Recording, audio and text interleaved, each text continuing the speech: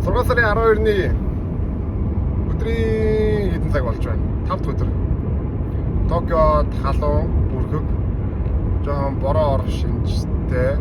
Гэтэ өнөөдөр бороогүй гэж сонссон. Маргаашнаас бороотой хагасаа бүтцэн бороотой байх төлөвтэй байна.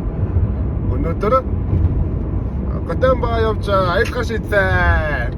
Тэгээ өглөө гараад Токиогоос гараад одоо хурдны замаар 2 цагийн дараа очих юм уу? Тэгээ луужилттай ахтайгаа хоол явж байна.